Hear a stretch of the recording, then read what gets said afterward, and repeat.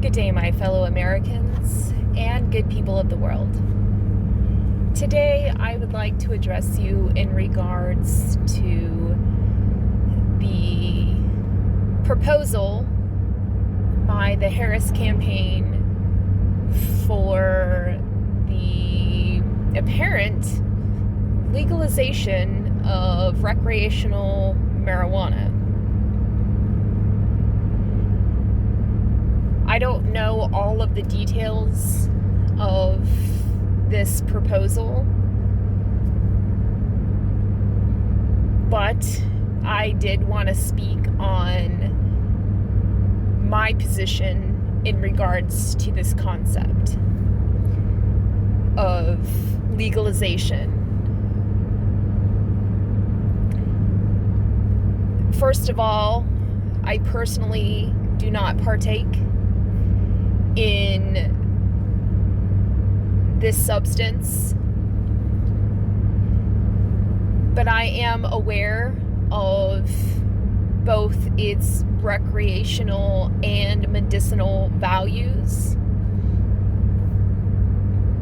I also know that America has a long-standing history of the crop of hemp, which is the version of the marijuana plant that does not have the psychoactive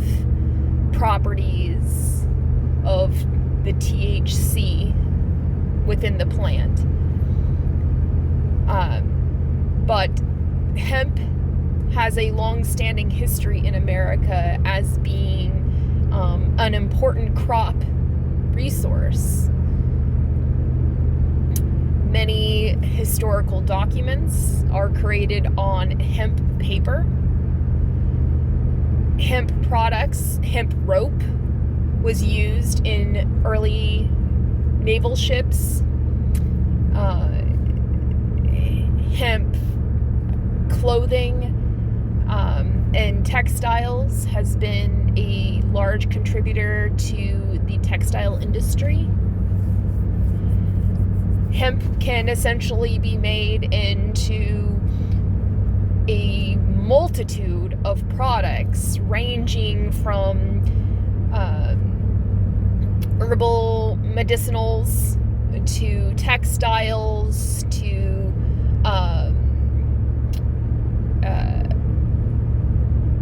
hempcrete, kind of like concrete, so building materials. It can also be used in, of course, has to be processed in the appropriate way, but can be used with the strength and durability to meet the standard requirements to achieve the same level of durability as does the materials that are currently used to build like a door on a vehicle. There are histories of hemp corded roads. They called it the corduroy road, where hemp rope was used to lay out essentially roads by which early vehicles in America were able to transport. There's a wide range of various resources that can be derived from the hemp plant. And it is my firm belief that it would be in the best interest of America to intentionally cultivate this crop as being one of the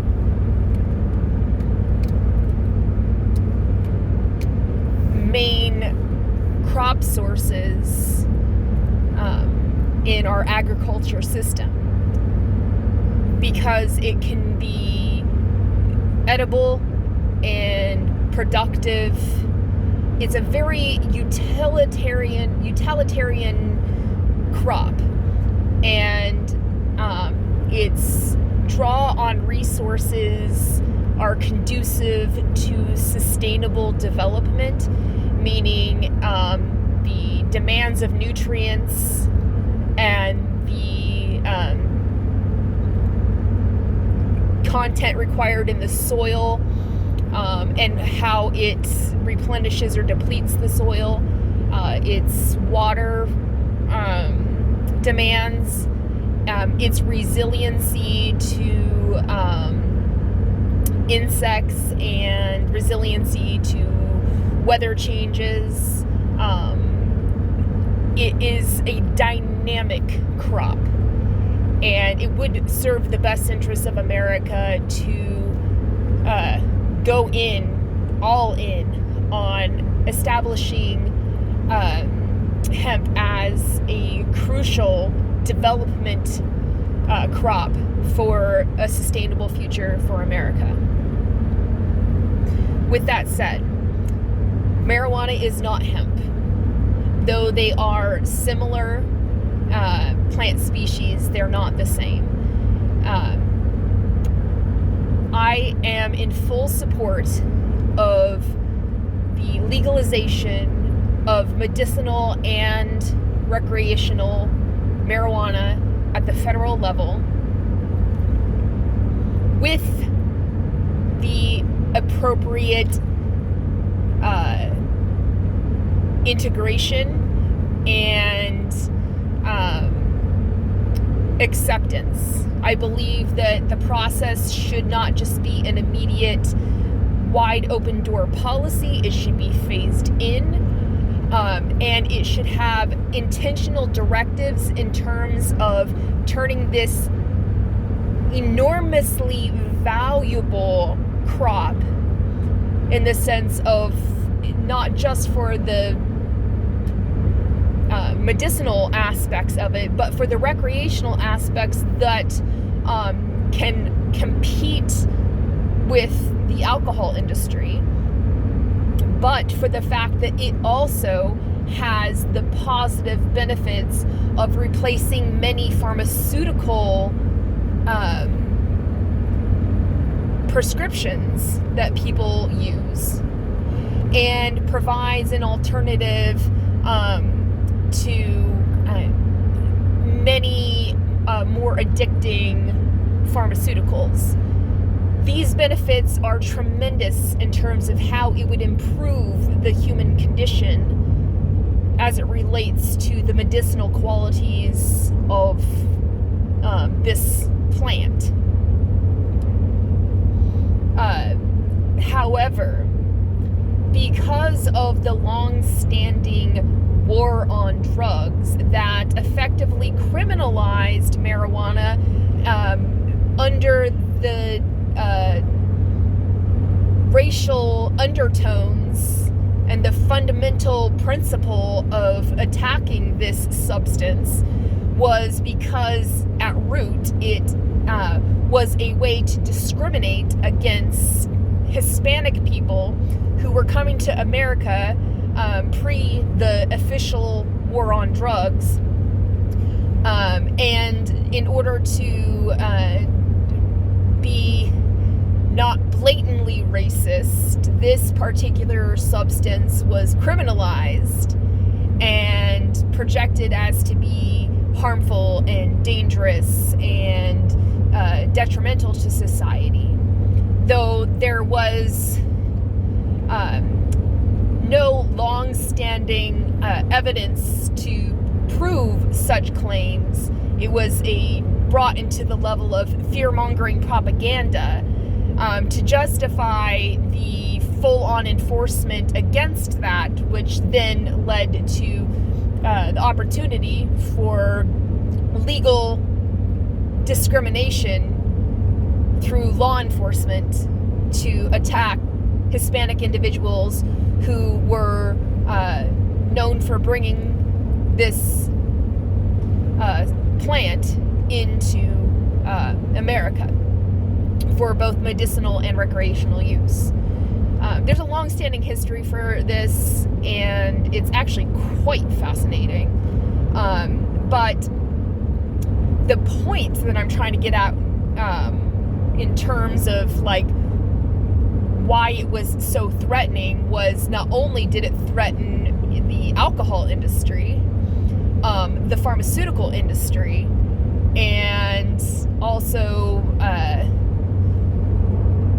stood to gain ground in terms of many people using that substance rather than using alcohol or pharmaceuticals. So in that competition aspect, and then again, the discriminatory aspects of zeroing in on this particular crop in plant and its product outcome of a herb that was consumed in order to have a psychoactive experience. All of those aspects added up to essentially this plant that has been utilized by human civilization for time immemorial. This plant has existed and been a part of the human experience, the human situation has evolved along with the evolution of this plant. And there's so many aspects of this plant in terms of how it works, almost as if designed by the universe to align with the appropriate connectors with the chemical receptors within the human body to produce these types of psychoactive and medicinal responses to the consumption of this plant, this herb. So the problem with the criminalization of it was that it prevented our advanced scientific inquiry capacities to invest time, effort, and energy into really understanding the complexities of this plant and how it benefits the human body, how it works in complementary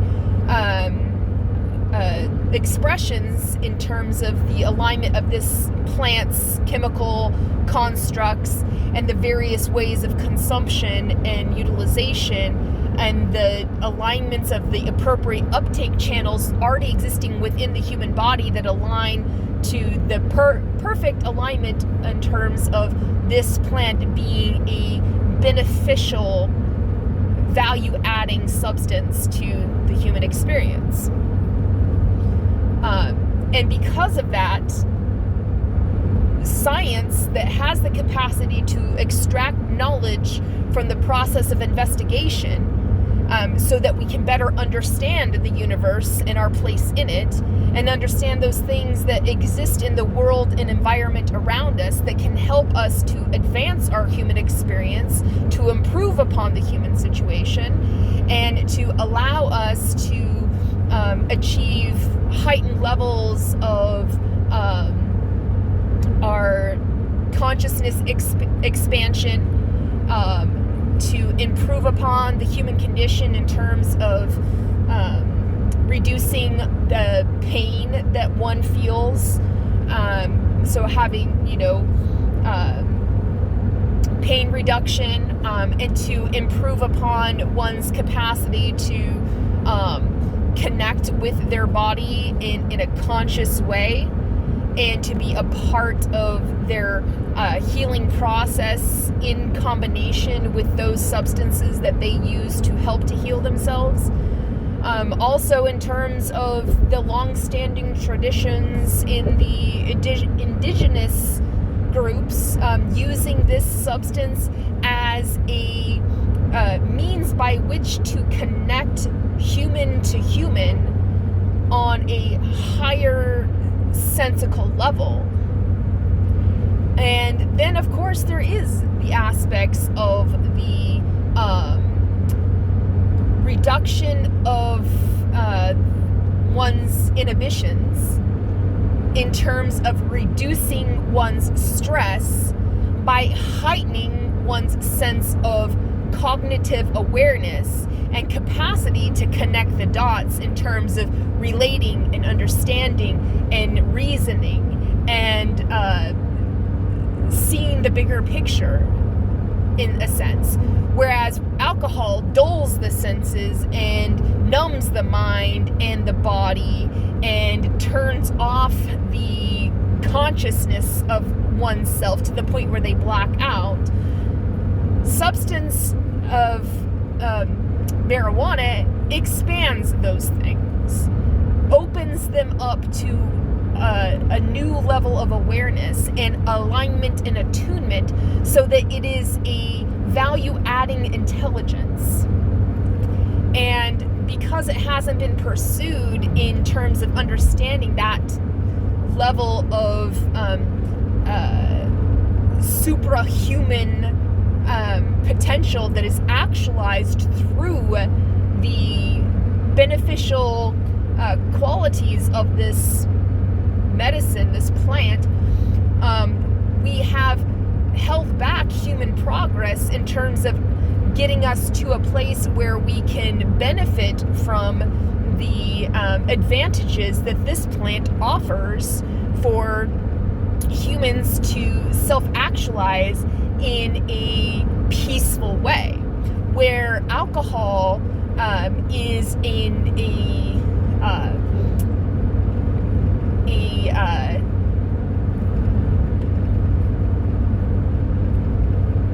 chemical relationship with the human body that tends to lead to aggressiveness. The chemical relationship with marijuana in the human body tends to lead to peacefulness and a state of oneness and calmness and serenity and tranquility. And in its historical use throughout civilization, ancient Mayans and the ancient Egyptians used this plant to help to understand the cosmos, to understand the human experience, to understand other humans, and to communicate with them and commune with them, to connect and be in touch with the universe and the higher power, or the universal being, or the creator themselves. This plant has helped to facilitate that through time immemorial. Historical references, as they began to unfold, as we started to record human history, shows the presence of this herb in the relationship with the human development of the human civilization and the improvement of the human experience evolved over time with the use of this plant. And so bringing it to modern times and the criminalization of it and the war on drugs has prevented human progress of understanding the genuine value of the interdependent relationship between plants and herbs such as marijuana to help to actualize the highest potential of humanity.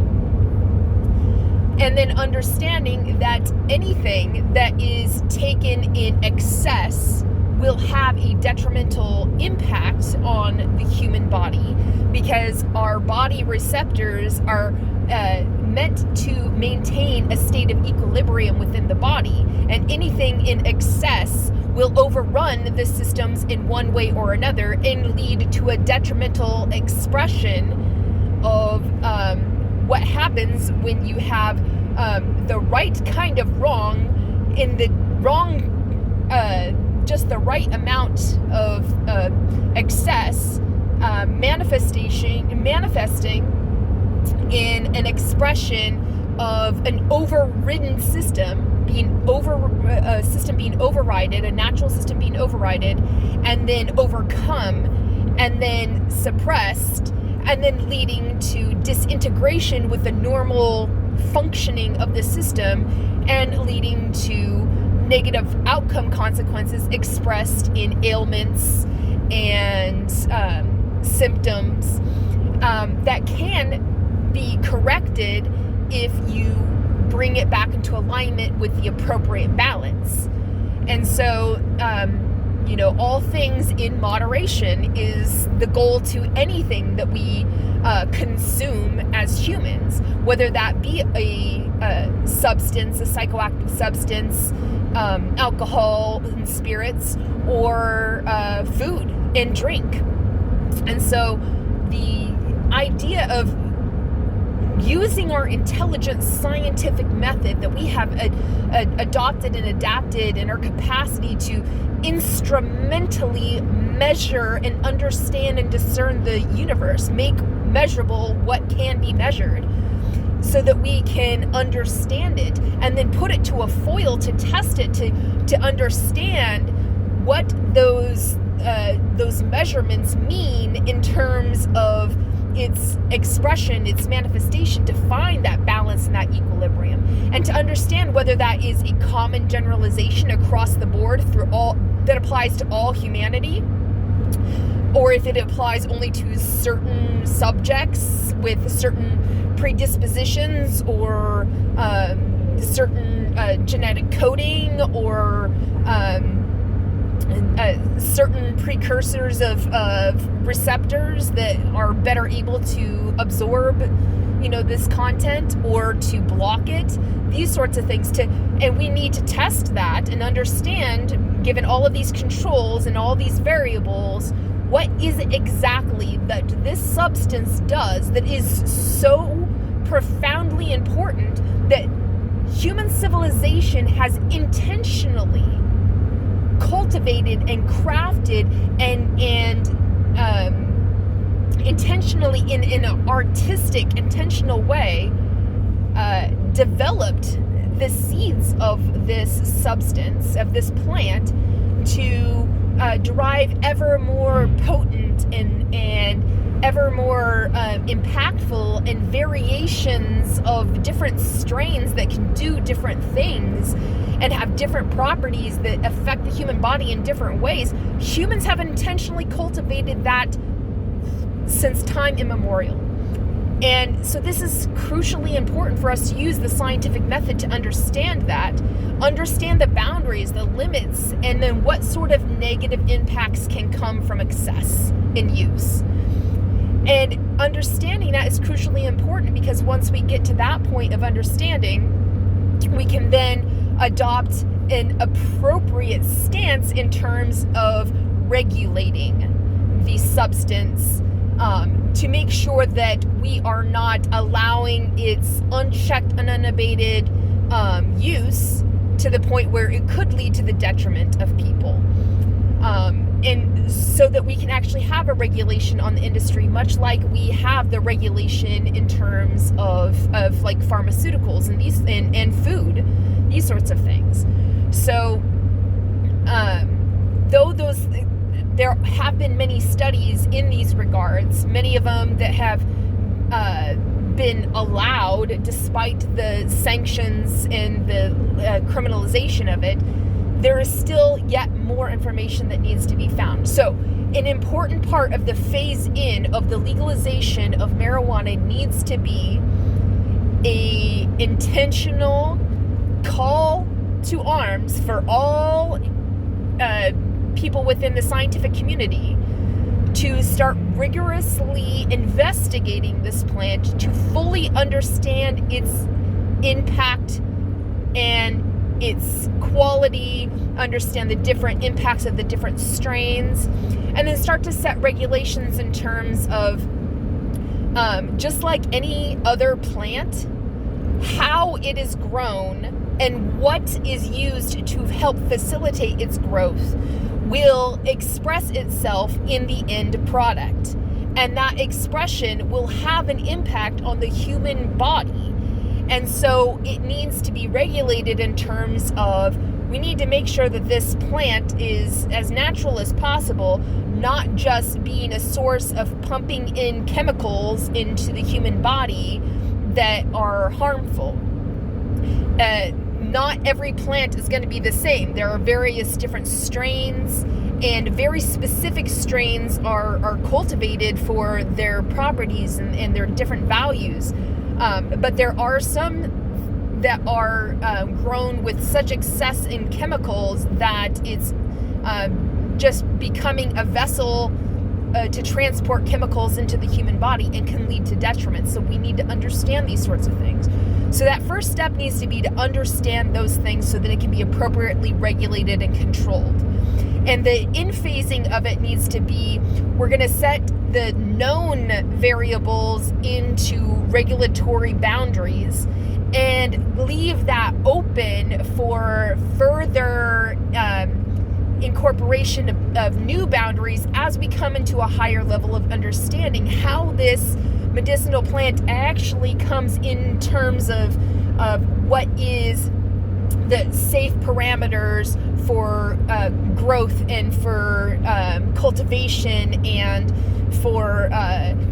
the processing into other derivative forms of products, where it's not just the straight off the plant bud being smoked in a pipe, but also the various forms of it being turned into waxes and oils and then turned into other products in terms of gummies or extracts and these sorts of things. And so understanding that is the only way we're going to be able to regulate the industry in an intelligent way that helps to secure public health and safety when introducing a product that will be consumed and affect the human body in such an intentional way, whether it be for medicinal or for recreational. The other phase in is that we must address the fact that this has been a direct target of the war on drugs for a very long time. And there are people in jail right now who have been in jail for almost their entire lives for simple infractions in terms of having a joint on them filled with marijuana. And those people, given the time when they were arrested, the law and the aggressiveness of the war on drugs, approach at that time, and the fact that many of these people are often minorities, African Americans and Hispanics have for a very long time been oppressed through the war on drugs, attacking them because of the fact that this substance, marijuana, has been found frequently in environments in which they live and they dwell, and not because of them being any lesser than other people, but rather those substances can be found there, and cops spend more time in those environments, and because of the criminalization of it, the police have a foot in the door justification for policing those people and then arresting them and then getting them off the streets and sent to jail, regardless of whether they have done anything else, regardless of whether they were criminal in any other way or if they were dangerous in any other way, is a simple discrimination of their personhood because they are a minority. And this criminalization of this drug was an en route for police officers to discriminate and to attack them and to imprison them. And there's a disproportionate amount of African Americans and Hispanics who have been sent to jail because of the criminalization of this, effectively creating in the open racism and segregation, and the disenfranchisement of those people even further, because by making it a felony offense, those people then lose their right to vote, and then their voices stripped of them in society for doing nothing more than having this substance on them, and for that substance to be criminalized in such a way that gives the police the right to be racist and to attack those people individually. Despite the fact that that substance has been used and can be found in affluent parts of neighborhoods, but the police don't patrol those areas and stop and frisk people in those areas just randomly. Usually let those people in those areas kind of go on their merry way, and wouldn't even enforce finding such things, especially because people in affluent areas have the money to be able to pay for a legal defense in court to probably get them out of having to face any consequences, especially not jail time, and then eventually get their records expunged so that it does not cost them in consequence in terms of affecting and impacting their life, in terms of being able to get a job, or being able to get an apartment, or being able to get a line of credit, or being able to vote. None of those things are taken away from them because the law does not apply equally to those who live in the hood, opposed to those people who live in affluent communities that are found with the same substance. The law is not the same for people in terms of how it is enforced, or how it is held to account in the court systems. And then the consequence for that person's life moves in a very different direction, because judges also have leniency on people who are white than they do on people who are in minority groups. And it's not to say specifically that these people are bad people and that they're racist people, but it has been a part of the conscious ontology, the way we live, and the social narrative, for people to consider a embedded social bias that presumes that people of minority that are caught doing illegal acts are somehow more of a threat to society than those who are in affluent situations doing the same exact thing. Take, for instance, high-profile celebrities getting pulled over for a DUI oftentimes don't have their day-to-day lives disturbed very much, and they're let off with lenient judgments against them for the same act that somebody else would be forced into a situation where their entire life is impacted. And so the other part of the phase-in of the decriminalization and legalization of marijuana will have to include a full-on intentional expansion of the criminal justice system to right the wrongs of the war on drugs, including a intentional increase of judges that are specifically hired to deal with a drug court, in terms of overturning the convictions of those who were convicted for non-violent crimes into which marijuana was involved, to expunge their records and to give them an opportunity to amend their ways and reintegrate in society without the stigma of their criminal record that they had because of marijuana. And the reason why we need to do that is because sometimes the only conviction they were able to get was the drug conviction, and even though they know that this person was a dangerous threat to society and should have been taken off of the streets. So we need to have a court system that takes cases into consideration to understand all the variables. Was this a situation where it was really just, a person that was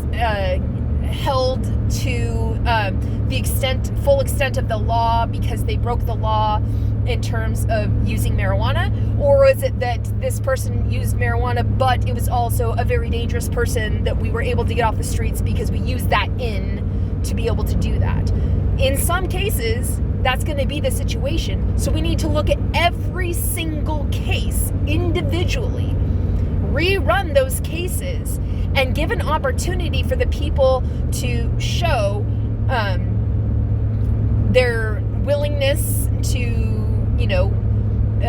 pay forward a restitution to society, not necessarily monetary, but pay forward a restitution to society in order to be part of the process of expunging their record, to say, I'm willing to do community service for a time period, or to be under observation, kind of like a parole,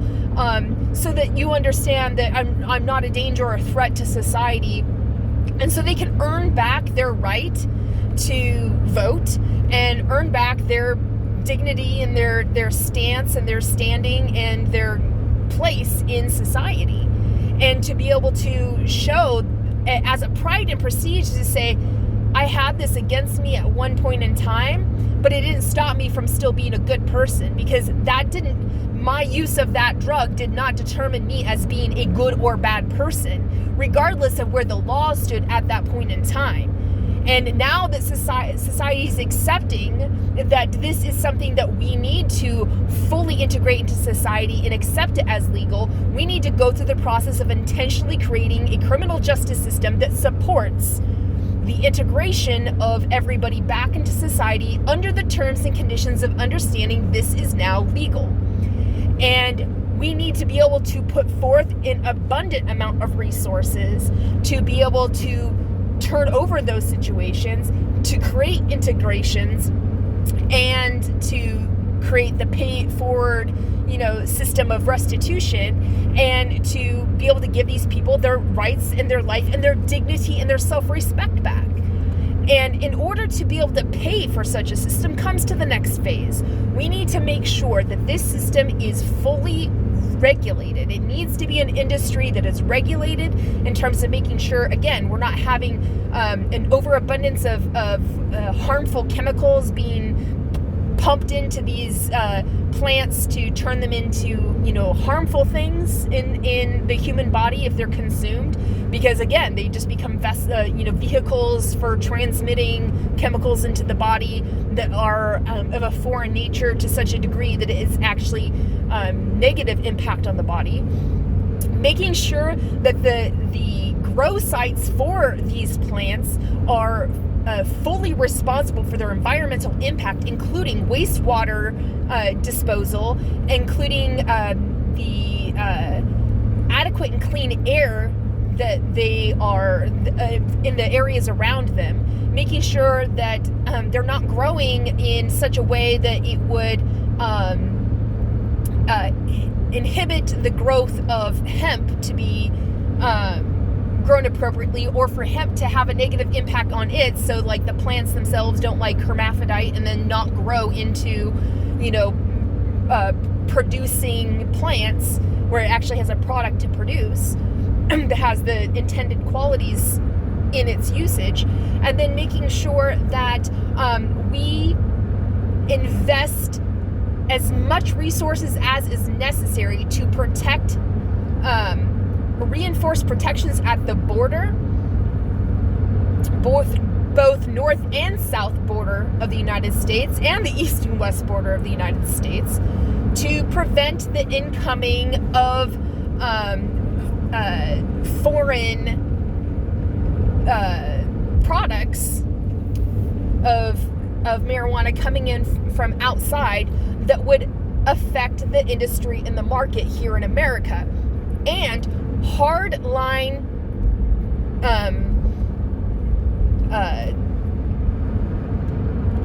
enforcement to remove the existing cartels that have embedded themselves within the United States, all across the United States, in covert operations to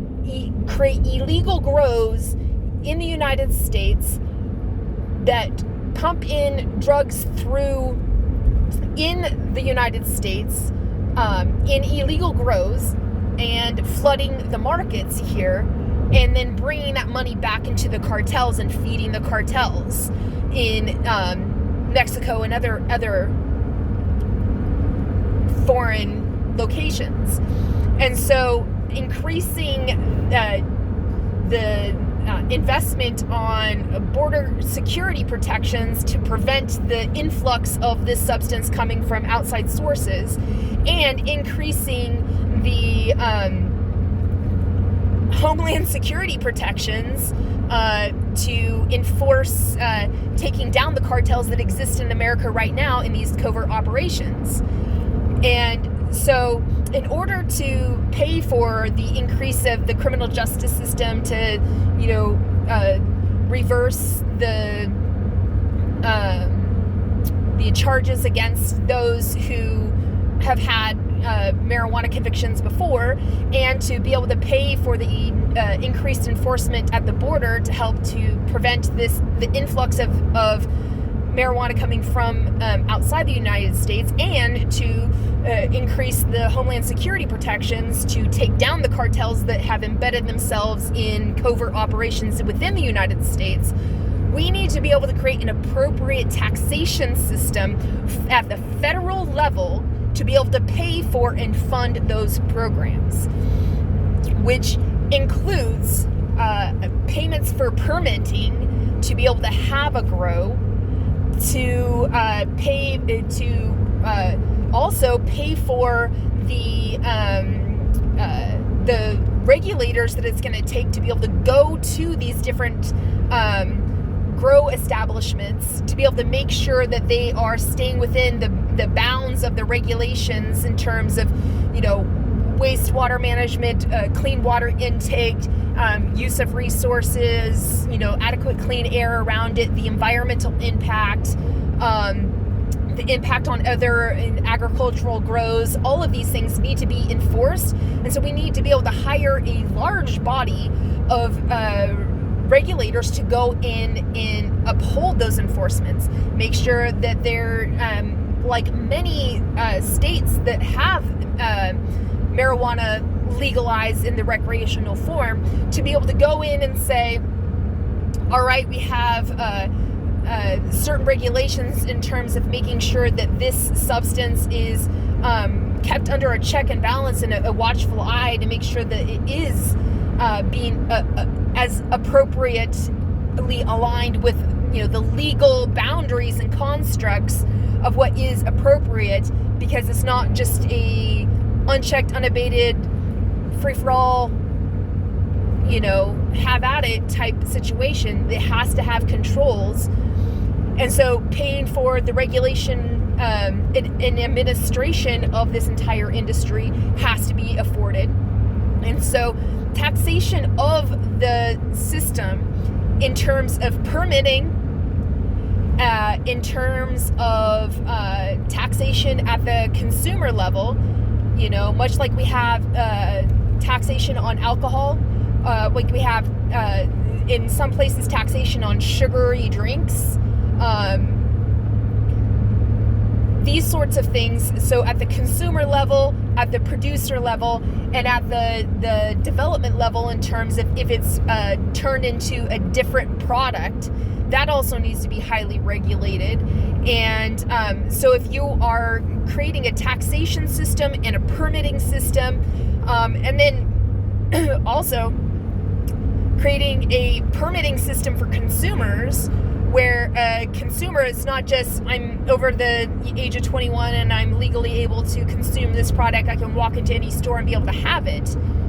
I think it is reasonable, in order to make sure this is a fair, just, reasonable, and right industry, that individuals who want to consume also have to pay a annual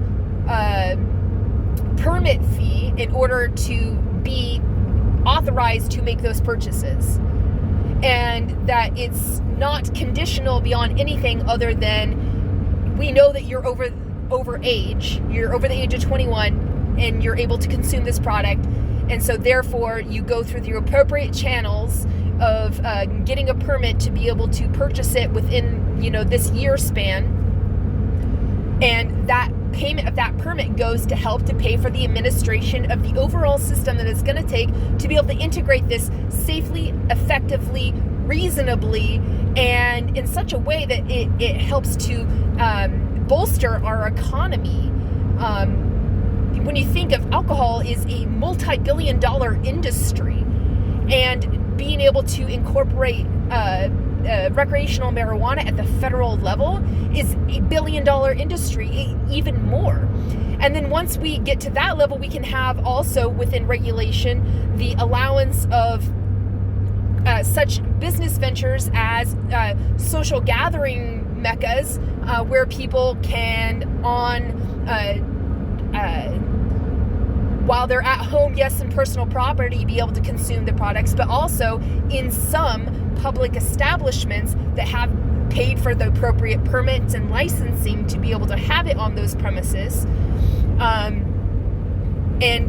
regulated in a very similar fashion to how alcohol is regulated in terms of where it can be distributed, how, and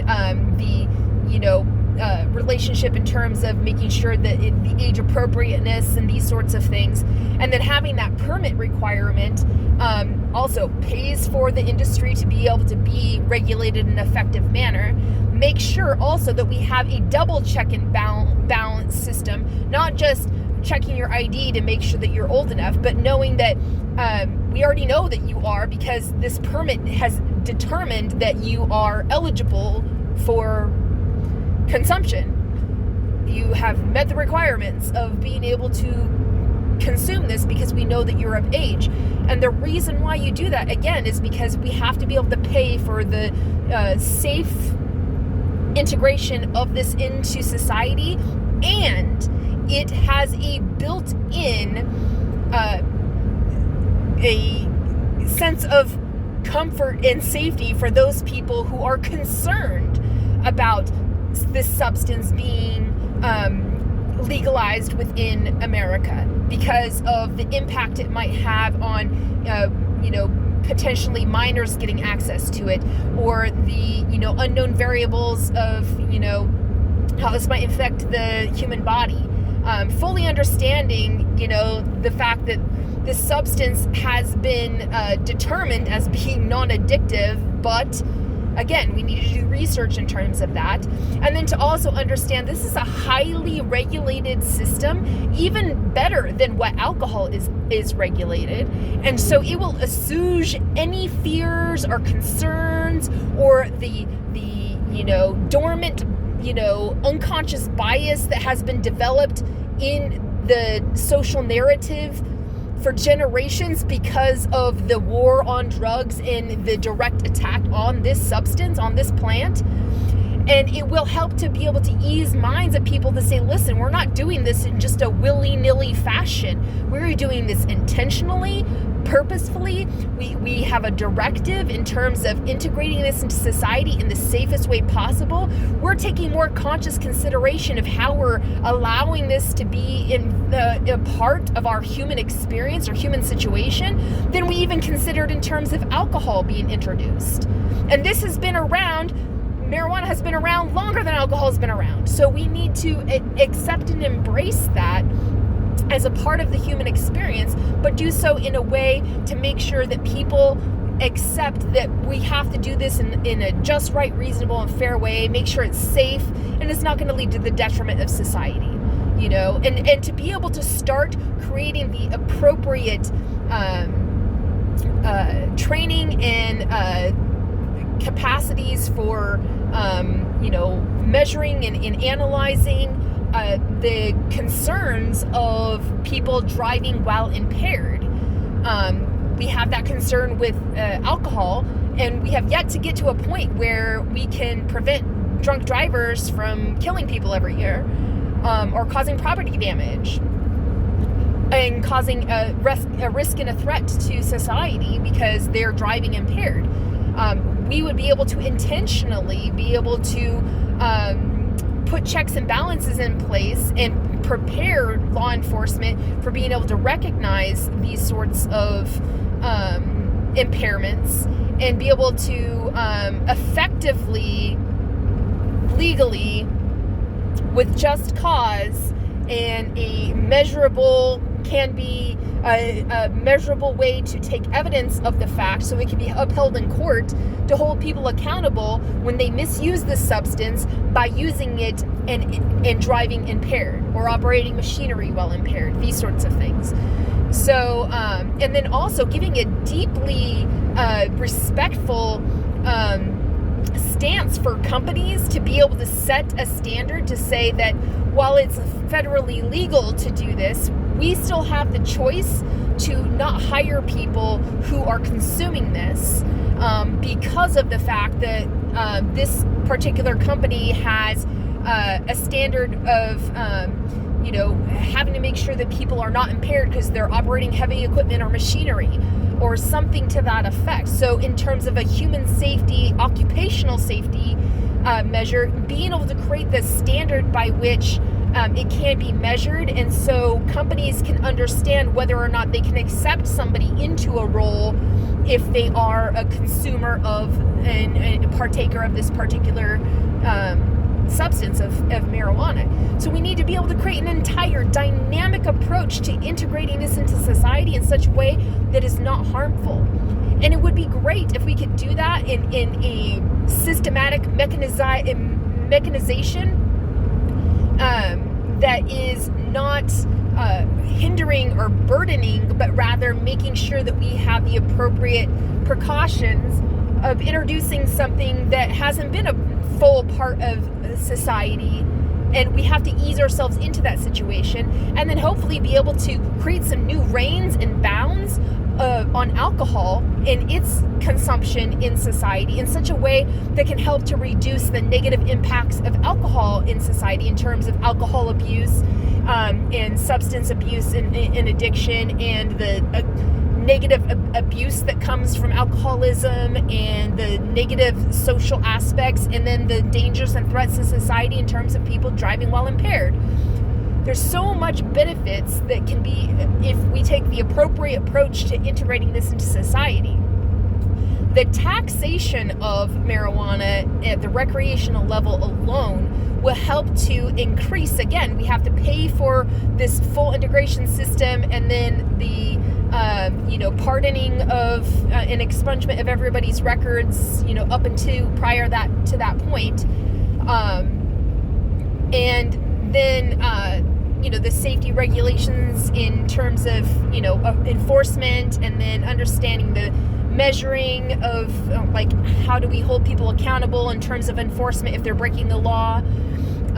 in terms of using the substance and impaired driving, these sorts of things. And then giving some sort of instrumental framework for companies to be able to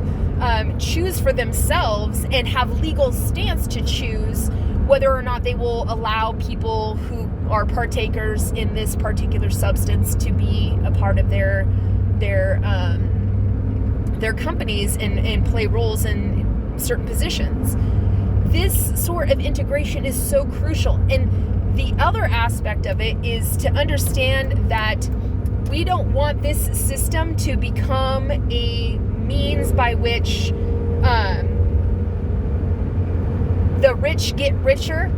and there's a stifling of innovation, because there's so much room for innovation in this industry. We don't want stifling of innovation, and we don't want people who have hordes of money to invest in companies that drown out the opportunities for small businesses and boutique style producers and companies to be able to come in and to be able to have a standing in the industry to create many different offerings. Just like we have in the brewer industry for beer, there's many different types of beer. But it's because of the fact that the system, it allows for unique individual brands to come out and to share their offerings, and they can actually have opportunity to establish themselves in the industry, in the market, and not get washed out, or to be priced out, or to be pushed out by monopolization. You have to make sure that it is a robust economy, that while yes, it does have to have regulation, it should not be prohibitive to entrepreneurs to seek to grow this industry with various startups of various sizes to come in. It should not be a uber ultra exclusive industry in terms of only those with major investments can get a foothold in this.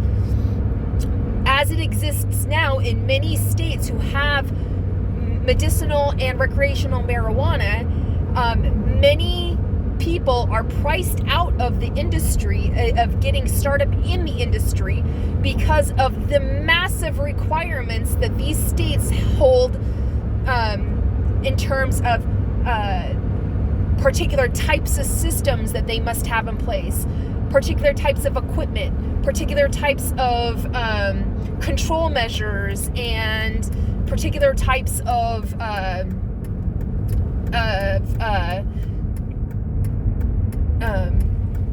legal requirements that they have to meet, and these sorts of things. Because of that, many companies are not able to break into this industry and innovate,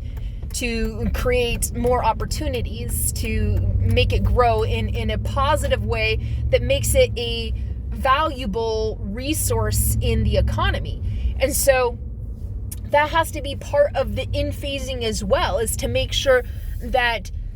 there is no limitations in terms of who can break into this industry and create innovative breakthroughs. But there also has to be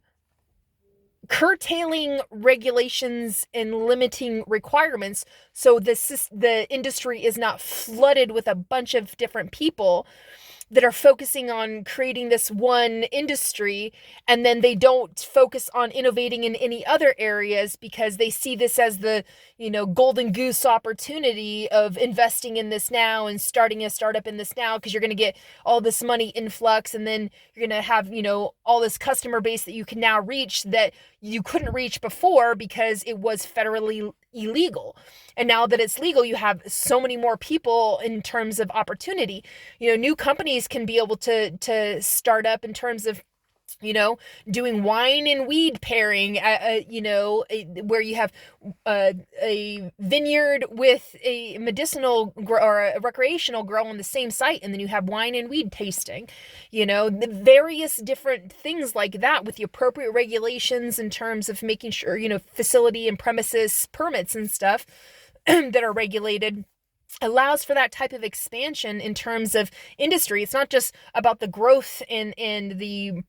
production into, different various products, and then the distribution of it. It's also, the industry in terms of, the different ways to consume it. The glass industry will have a huge boon in terms of being able to create, different glassworks for smoking and this product. And then, the various versions of social meccas where it is permitted, now that it's legalized, within the limitations of appropriateness, just like, alcohol appropriateness, what premises can have it, legally allowed. Those sorts of things now will have a boon in those industries in terms of social meccas, and that invite people in to be able to partake of those substances in a social environment, and be able to have like social clubs and for people to go to and have, different tasting and whatnot, and be able to invite people to have those types of, unique social experiences, and for those who want to, partake and consume. So there's various different, opportunities in that regard. And then, various things in terms of like, gummies and brownies and cookies, a whole industry of food integration for the consumption of this will be able to take off. There's many different people in those states who do have, the legal, recreational, and medicinal, that have an entire menu of options of being able to turn this plant into various meals and snacks and treats and drinks and tinctures and these sorts of things, and all of them have varying values and whatnot, but then also making sure we have a strict protocol for protecting that, knowing that these products are going to be out there in in the industry, to make sure that we are putting the provisions and protections in place to protect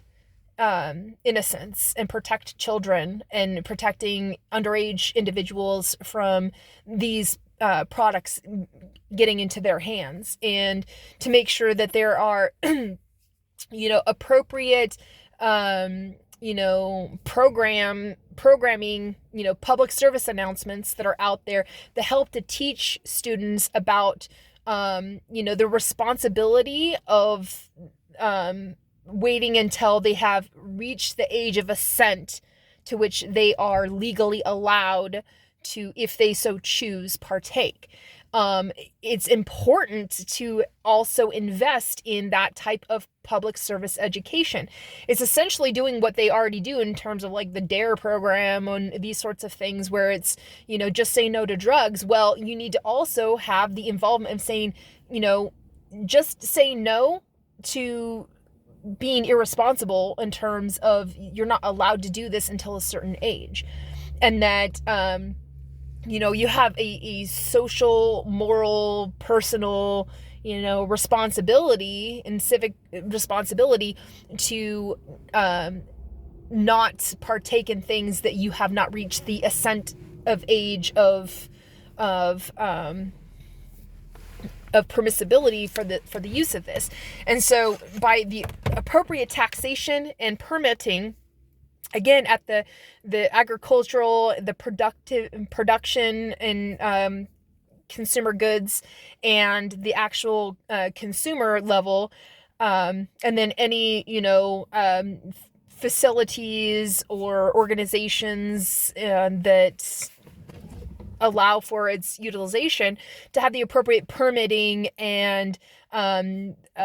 payments into the system in terms of tax and things like that. The tax amount that we would be able to take in at the federal level will help to reduce the federal deficit if we approach it appropriately, to say portions have to go to each one of these programs that I've discussed, and then also a portion it goes into the coffers of paying down the deficit. We would be able to reduce the deficit in no time at all.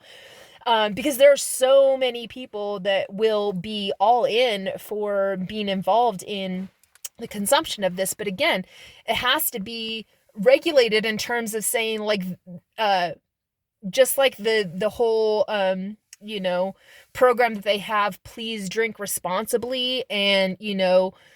don't drink and drive, these sorts of things. We need to have that type of social, public service announcement to go around to say, while this is federally legal, there are limitations to everything. And then we also need to allow and create safe space and legal justification and standing for those places that don't want to have this in their communities. Just like there are some, as they call, dry counties in different places where you cannot consume alcohol, and there's some places where you cannot smoke in those areas. We need to be able to allow for legal standing for people to not give space or place for the growth or the distribution or the consumption of marijuana in those places. And the reason why is because we need to make sure society understands that if you choose for yourself that that's not something that you want to be able to have in your environment, that you're going to have to control and deal with, you should have that option to be able to do that for yourself in your area. But for that to be something that is chosen by the people in that area, as to whether or not that's going to be appropriate for, the particular type of lifestyle that they want to create and the particular type of community they want to create in that place. There are very few things where such a control system should be allowed,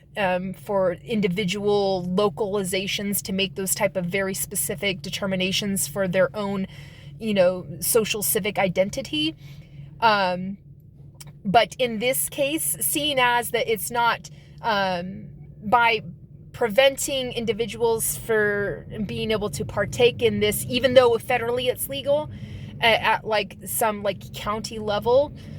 it's not infringing upon somebody's like, personal dominion. It's a recreational substance, and so it's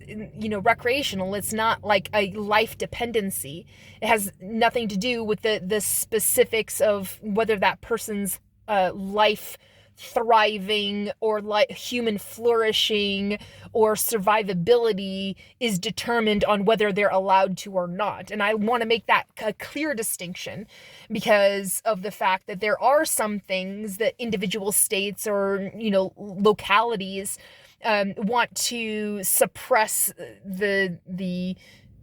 choices and opportunities for people in those areas, that actually are detrimental to the human situation and the human condition, because it impacts their medical status or their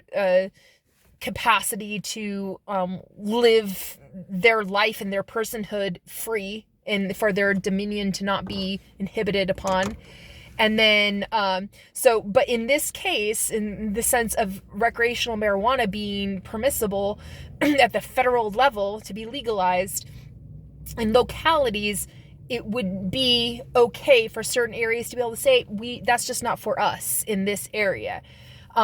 Because of the fact that allows people to be able to say, okay, well, we can accept this, federally, but we don't have to accept this personally. And for people to understand that you have that right and that choice to say no, and that it's okay, and that you aren't going to be,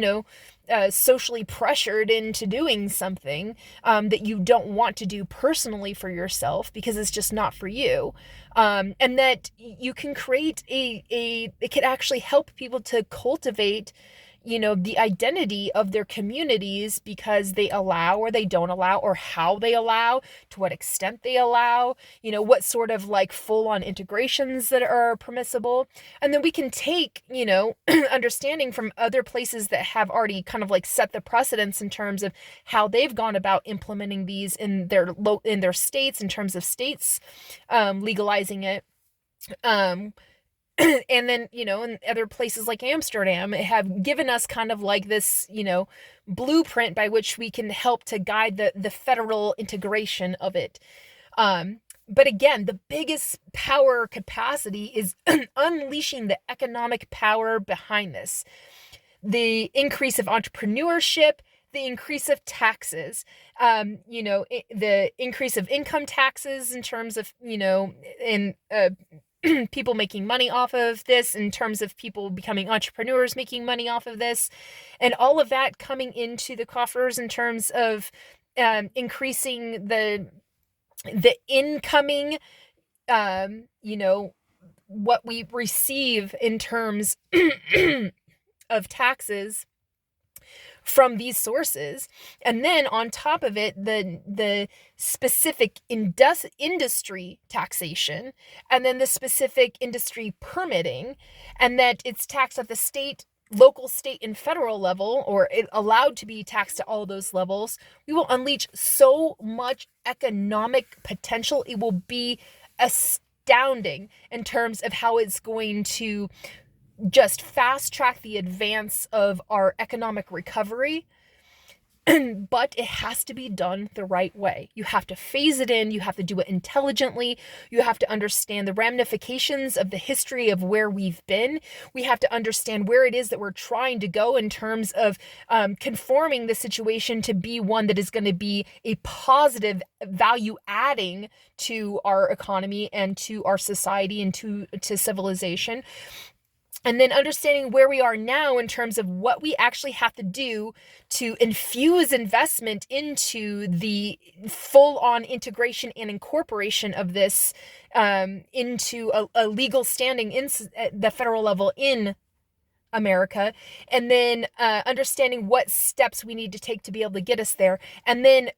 plan ahead of scheduling. If this is the initial phase is going to last this long, and this is what we're going to have to get done in that time frame. These are the benchmarks in terms of how many judges we're going to have to be able to hire, and how much increase in the court system we're going to have, and how are we going to distribute that? Is it going to be at the local level? Is it going to be at a county level? Is it going to be a state level? And how many cases is it going to have to be brought through every single day in order to create the shortest timeline possible to be able to phase out the necessary pardoning of an expungement of everybody's records after rehearing the case, and then making sure that there's a full-on integration back into society in terms of like restitution for society, so people understand that you are being forgiven, but it's conditional on you meeting certain, adjustment requirements to understand, don't fall into negative trends and be, as they call, reoffenders, but, offending in some new, different way or whatever. To change that, criminal mentality that they have been, blamed and shamed into conforming to because of the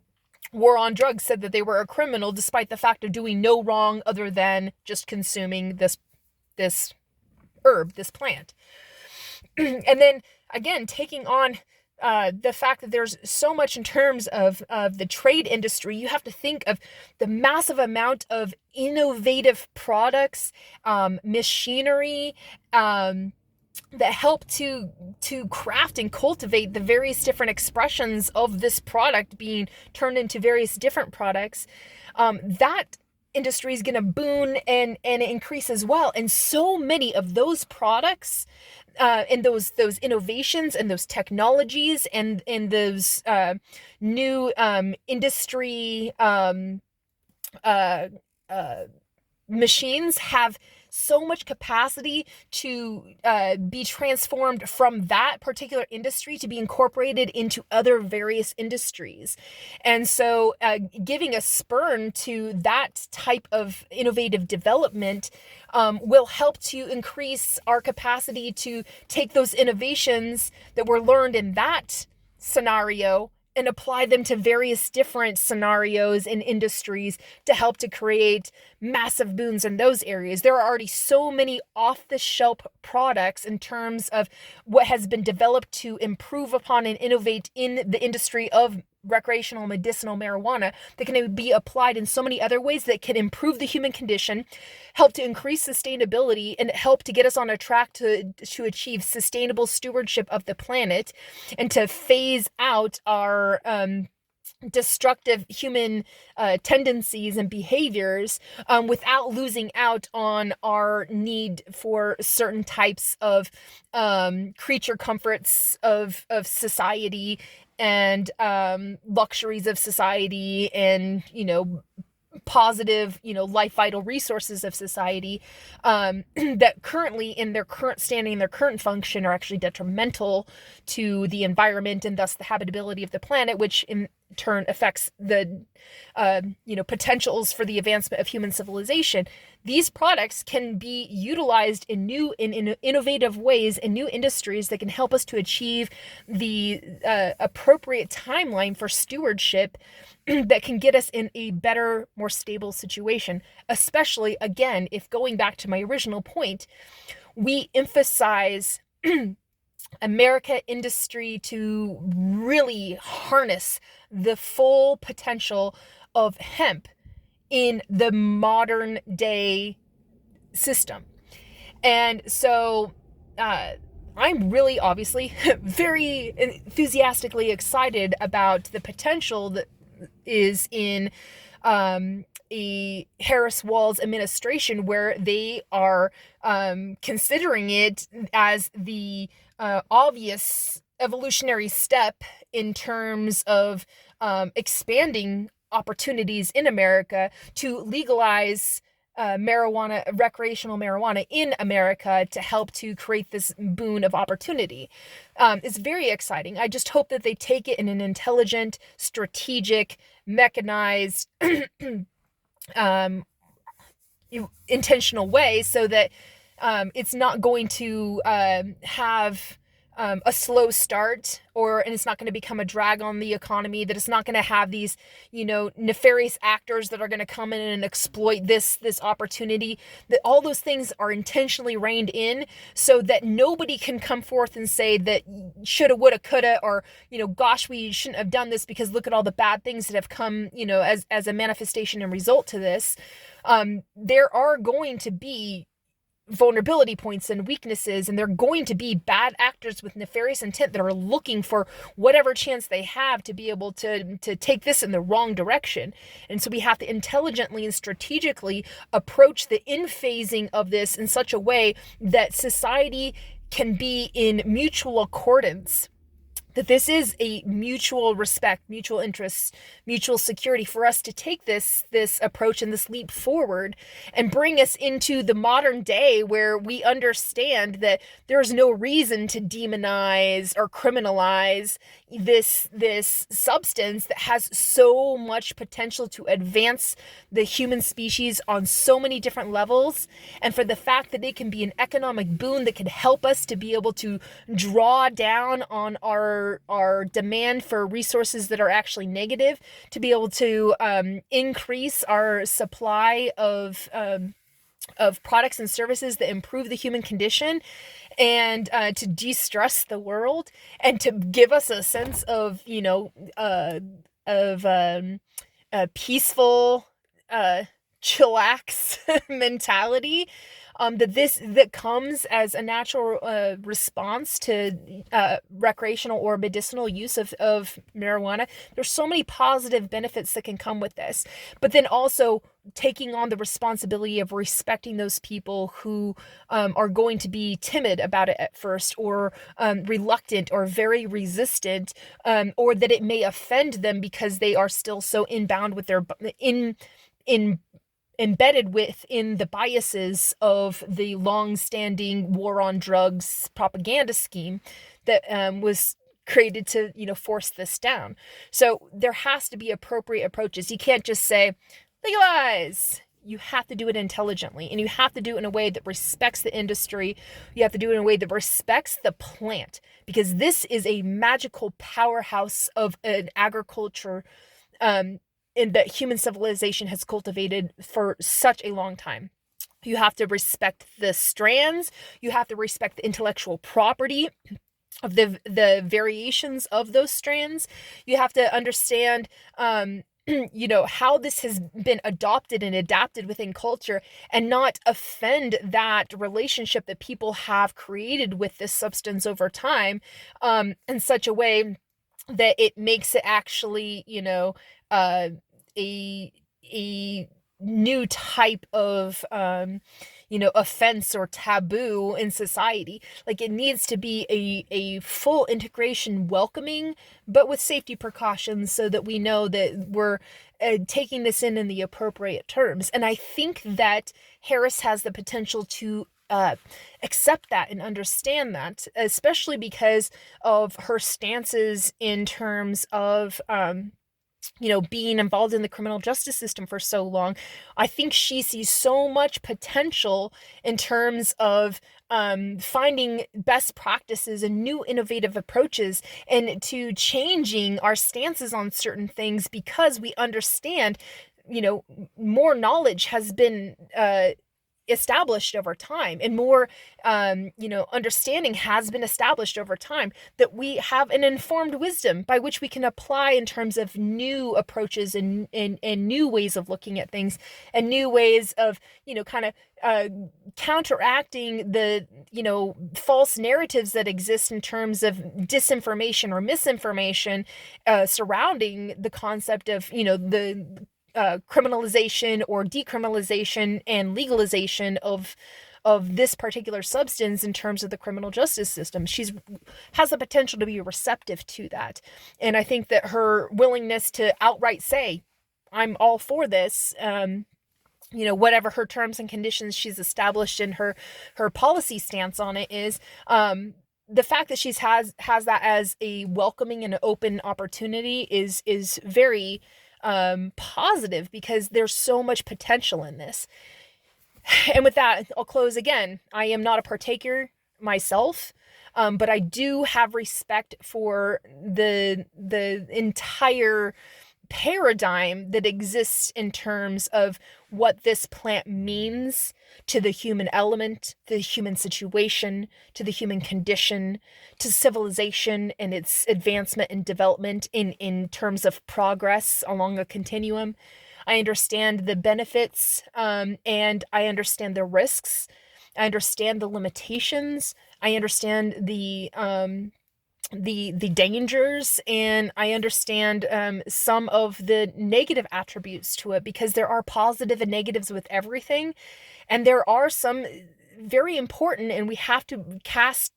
the light of awareness onto those sorts of things, so that we can really establish our stance in a way that is legitimate, that it can't be brought to question to say whether or not this was the right thing to do, because absolutely it was the right thing to do. And we did it in the right way, and we did it in a conscious way, because we understood where we were and when we were in the timeline of integrating this into society in the present tense. And to be able to establish new and necessary laws, rules, boundaries, regulations, to be able to conform the system in a sense that this will be a value adding integration into society. So I'm really excited about it. And I really hope that the Harris-Walz administration sees this golden door of opportunity in terms of the full integration of the federal legalization of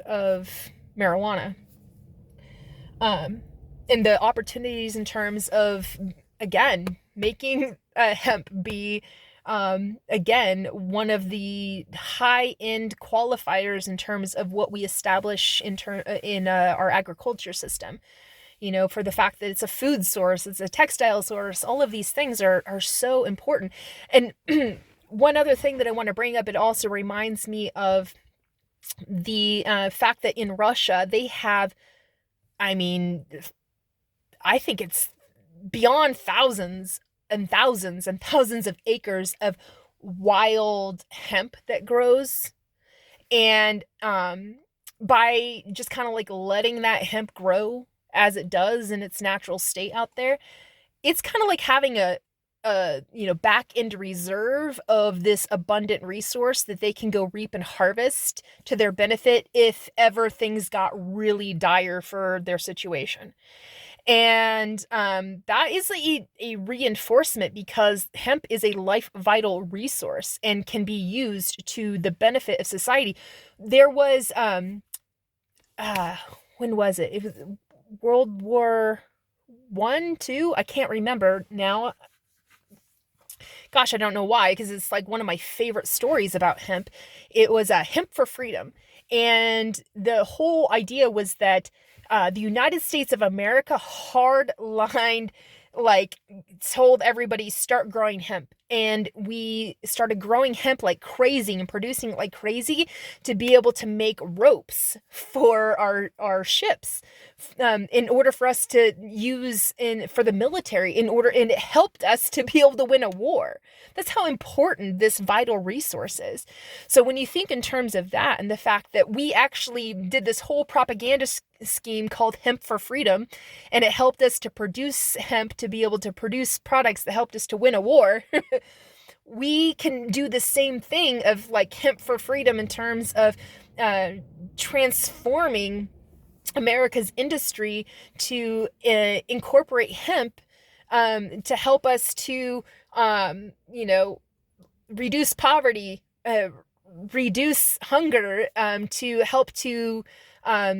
replenish our soil and to help to diversify our agriculture systems and to reduce our dependency on some of these more harsh and non-sustainable systems in terms of what we choose to grow, as cash crops in America.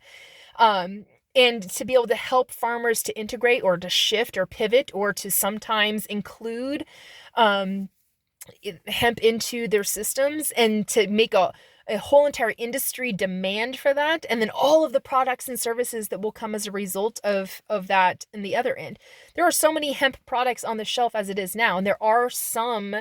hemp grows that are happening throughout the United States, but this should be a full call to arms, hemp for freedom type approach in order to raise up the standard of America's agriculture system to produce this life vital resource at a capacity that can help us to not just achieve, economic boon, because yes, that's great, but I want people to not focus so much on the money that can be made from it, but the outcomes that will come as a result of it. The increase of our in-suite resources in America by which we can use the products made here in America, grown here in America, distributed here in America to create American-made products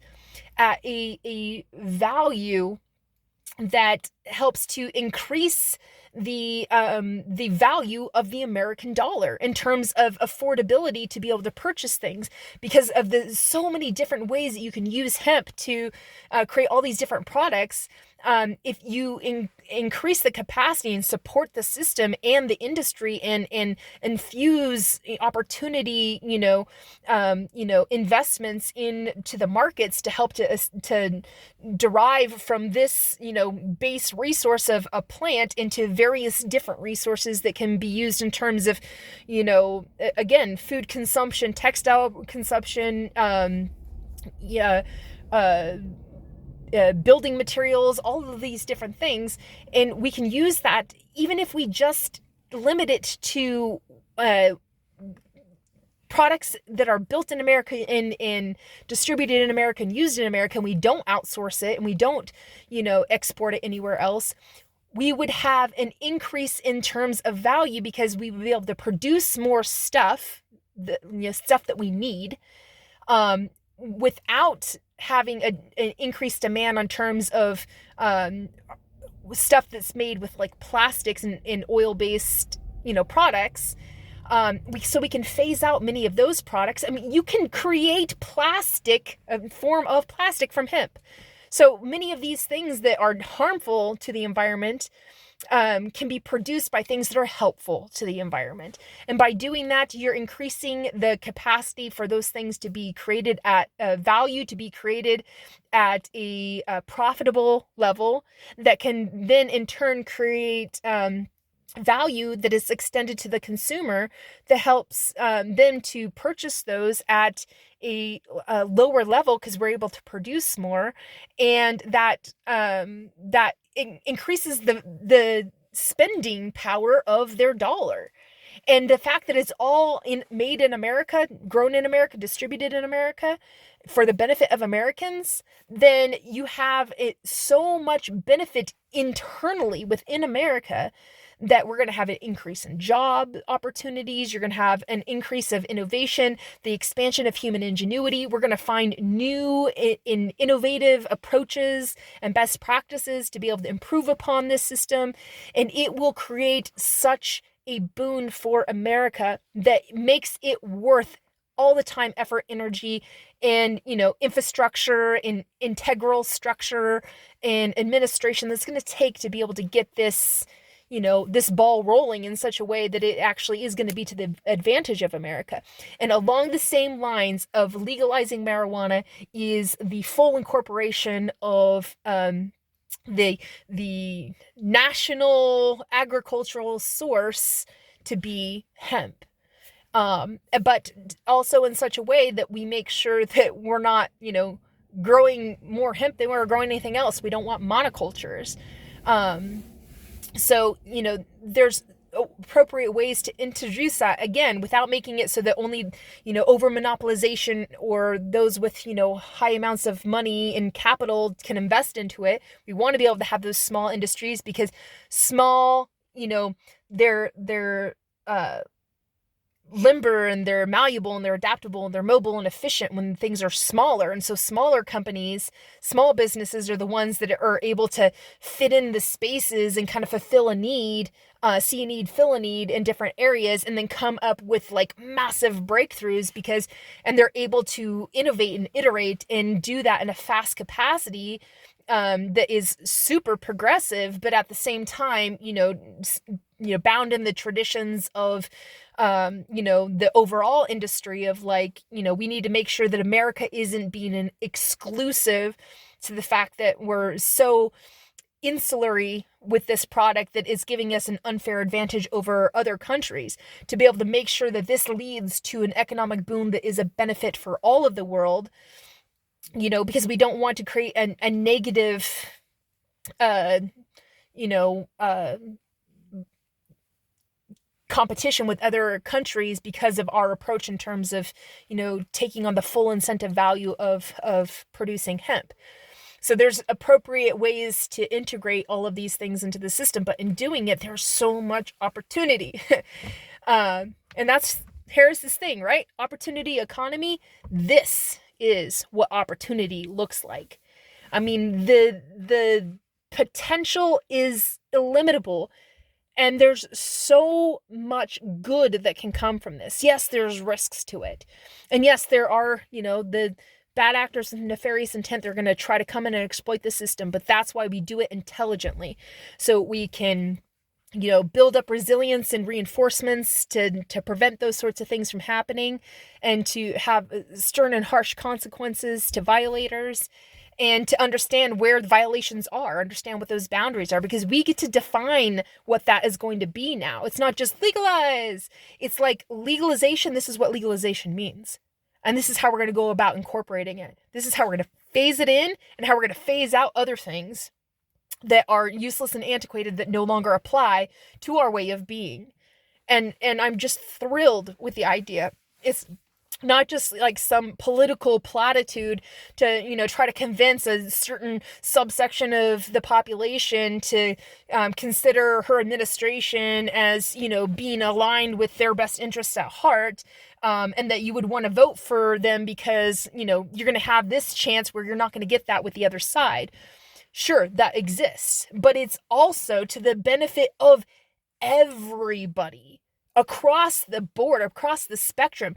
Anybody who cares about border security, boom, we have a solution beyond measure in terms of how we will be able to not only increase our capacity to secure the border, but also fund it without it being to the detriment of our capacity to pay for other things. And it's not going to detract and take away from, law enforcement in other places. It's not going to take our military away or take money away from our military, like other solutions from other administrations have applied,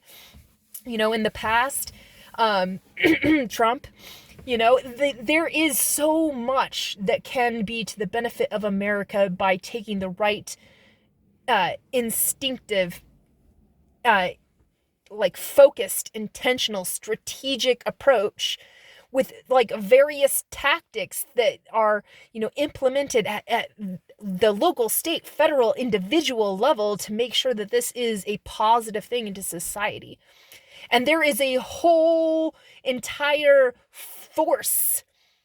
of ready to be mobilized people who are already all in on this industry becoming federally legal. There are people who've been working on this all of their lives. And there are people who have been considering this from the moral, the ethical, the legal, the economic, the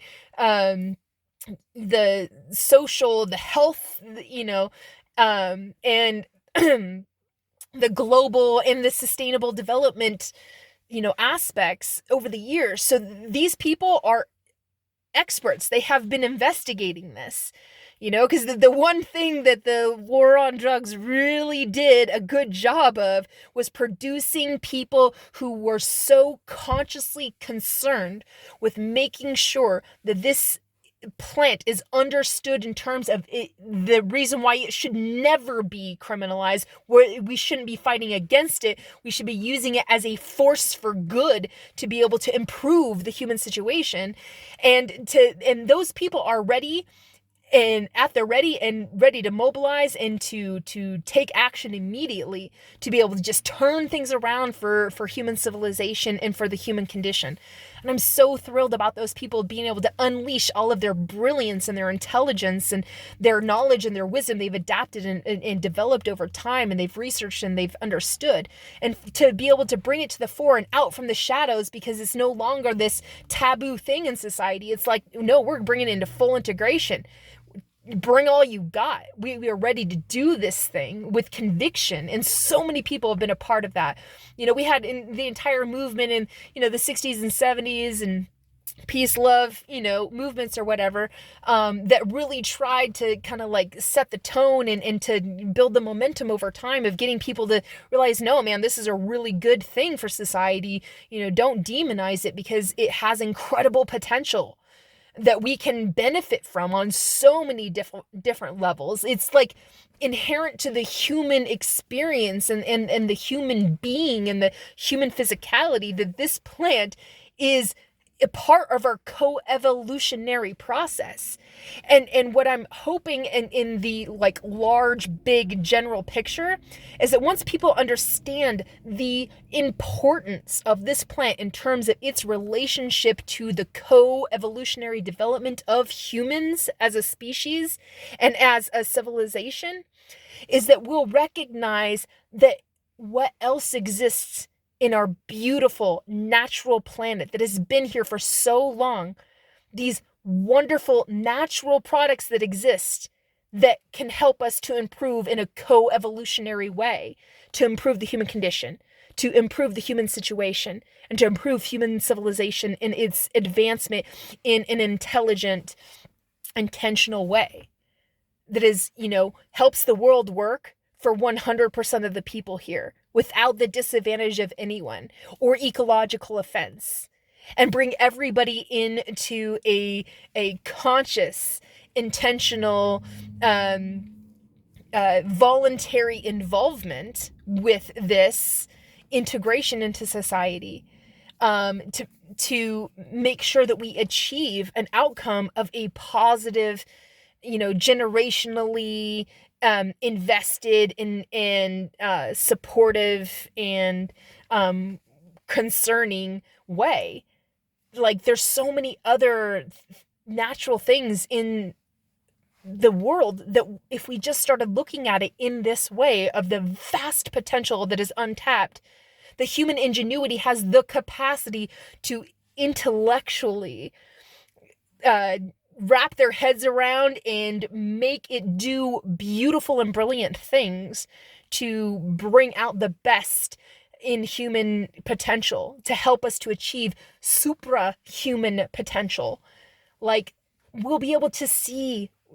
more of that in the wide world around us, and we'll be more conscious and considerate of those things that exist.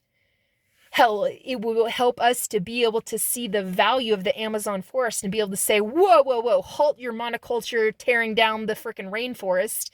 to be able to build,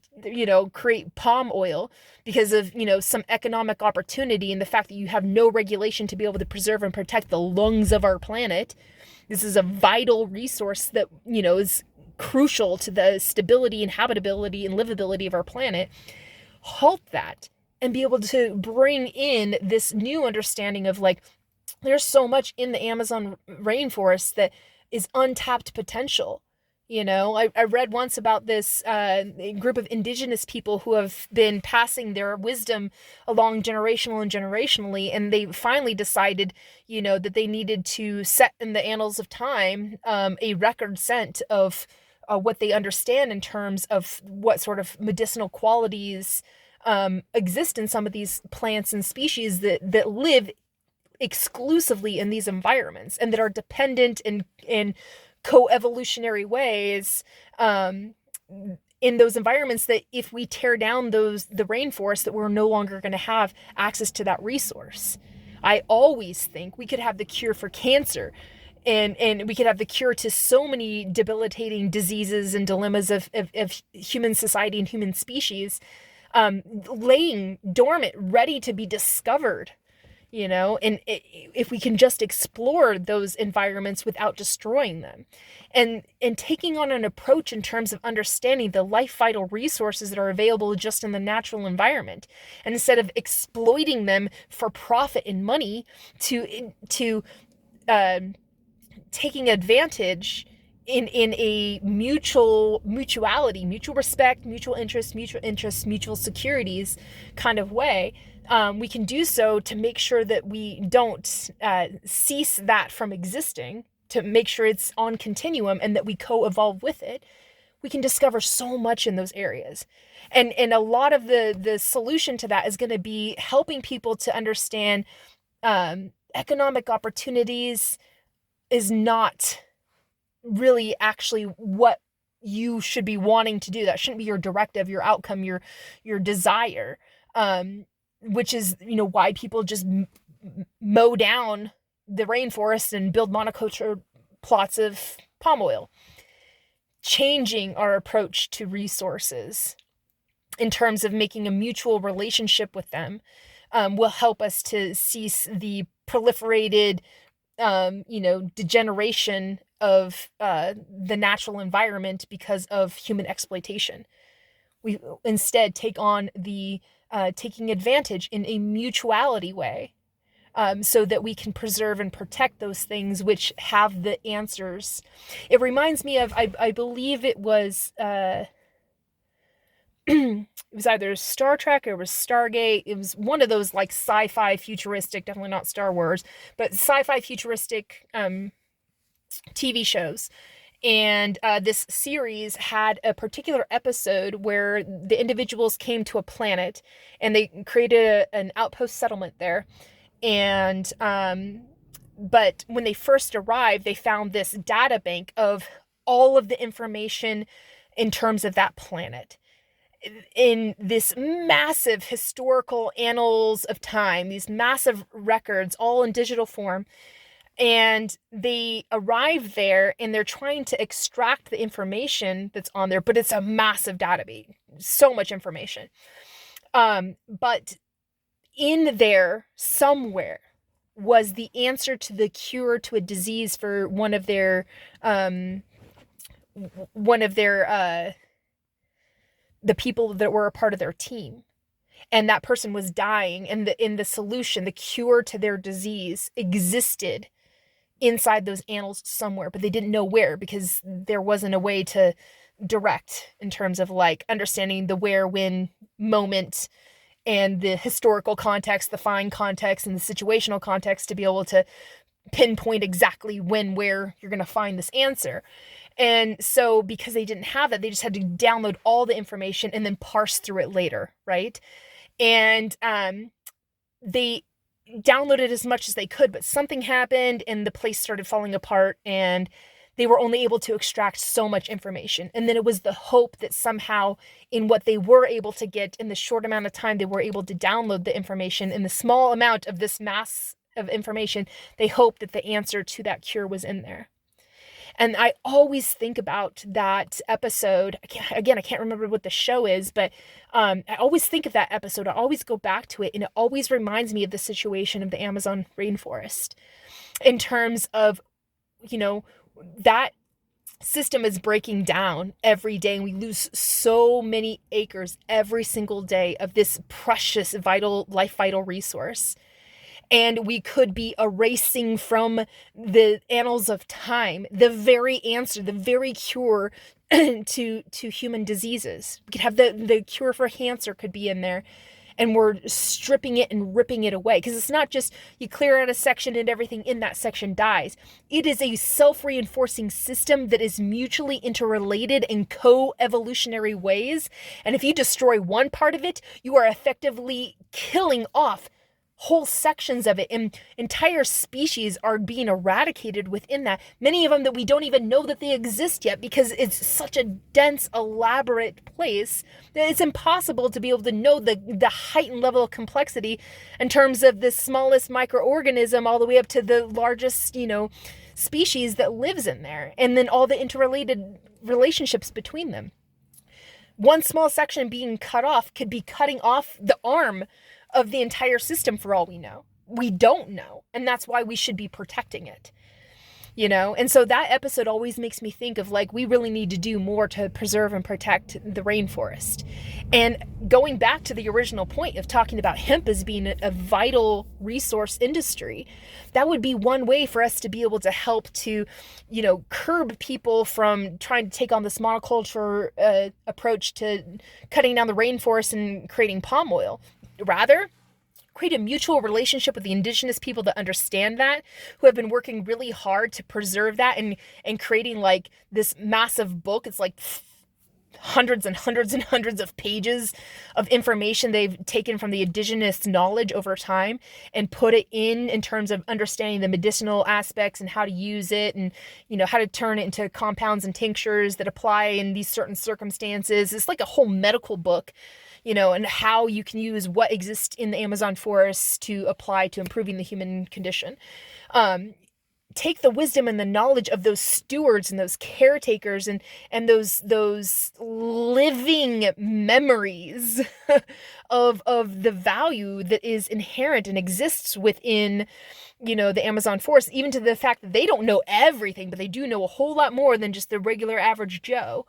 And marry them with their knowledge with the knowledge of the people who are,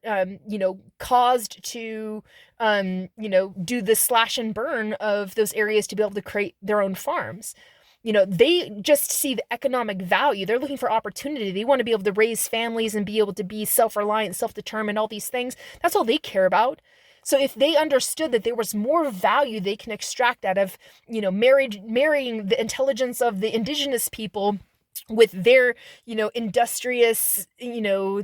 drive for economy, you can create a mutual interest, mutual security, mutual benefit relationship that helps them to be able to, create a taking advantage of the situation in a mutually beneficial way, that doesn't cause detriment or harm. It's to this advantage of all people involved. There's so much opportunity to turn things around in that regard. And it's going to take intelligence, it's going to take intention, but it's there. And if we can set a precedence in terms of that's what industry has in terms of potentiality, so that we don't have to create monocultures, and so that we can respect the natural resources that are there and use them to the best benefit that there is to derive from them, we'll be able to have a relationship with our economy that isn't just about making money, but about making a difference, about making sure that we're achieving the outcomes that we want to achieve that serves the best interest of all parties involved, that helps us to create collaborations and friendships and bonds, so we no longer have to conflict with each other because we have, conflicting interests. We have a mutual integration point. And in that mutual integration, our different spheres of understanding can overlap each other in a certain degree, because we're not exactly the same, but there is going to be a mutuality in that center, that Vesca Pisces of the merging of the two versions. In that space is the potential to be able to co-create and co-evolutionary advantage for society and planet and civilization and the human situation and the human being. And hemp could be our way of helping to introduce people to that mentality, that mindset, that sense of being able to have the appropriate perspective and proposition and proposition to be able to take on that way of being, and into service of generations to come, including our own, because we could benefit from such a thing now and long into the future. But if we continue on the certain pace that we're on right now, the slash and burn of the Amazon rainforest, we're effectively killing off the lungs of the planet. And we're going to have some serious impacts in a detrimental way because of that, but also all of the loss of that vital information that could be the cure to many of our ailments and diseases that we just don't know yet, because we have not made it more important to investigate and explore and discover and record and experiment with that knowledge, and to make that a full-on economy, an opportunity of potentials that is a mutual benefit for people, that make them no longer find value in slash and burn, but rather in preserve and protect, right? And I think that hemp is a gateway life vital resource to get us to start looking at the world in that way, in terms of the mutualities and benefits. And so I really hope that somehow the Harrison and Walz administration can see that potential and opportunity and help to guide America in that direction, so that we can really start, shooting for the highest suprahuman potential in actualization, and taking us in every level, the economic and environmental and governance and ethical and spiritual, material, energetic, and physical realms of the human experience. Like, all of that, all interrelated, and can be approached through the advancement of taking this first initial step of legalizing marijuana, and again, really emphasizing the importance of in the industrialization of hemp as being like the American crop sort of thing. But again, understanding you have to have the appropriate, limits and bounds, so we don't become in excess of that. You don't want to have a monoculture system again, because too much of anything, excess leads to, distress. So we need to be able to harness and prevent from that from happening. But I think that also comes into the terms of we should really have an establishment of education by which people have to enter in, so that they understand rules, regulations, these sorts of things, and permitting systems, to make sure that people who do want to involve, it's accessible to all people, but it's going to weed out the unlikelies, those people who are going to try to cultivate this in an inappropriate way that leads to the disadvantage of the world, and rather reward and incentivize those who are going to do it in a way that is going to be beneficial to people, to planet, and all the biota in the system that we are dependent on. So there's so much potential, and I'm really excited about it. But also, yes, it does, spurn the interest of a lot of people, in terms of marijuana would be recreational. And that's, really cool for a lot of people. There's a lot of people that are really down for that idea, and they want to involve in it, and they want it to be second nature, and just this cool thing that we're able to do. Yeah, it's just one of those other human experiences that we can have. It's just as socially acceptable as drinking beer or something like that. Removing the taboos, and then really start to see humanity take off in terms of where it's going to take us, by incorporating that into our experiential options, because it's not for everybody, but it certainly has more benefits to using it than smoking cigarettes does, and more benefits to drinking alcohol does. And so I think in terms of outcomes, it has a lot more positives than it has negative consequences. So I'm looking forward to the opportunity for that to be involved in the American identity. And with that, it's been an extremely long time I've talked about this, but obviously I'm very enthusiastic about it because I see so much potential here. And I really just hope America votes in favor of harnessing that potential to the mutual benefit, mutual interest, and mutual security of every Americans and, in fact, the world. So with that, thank you for your valuable time and attention. Until next time, be well.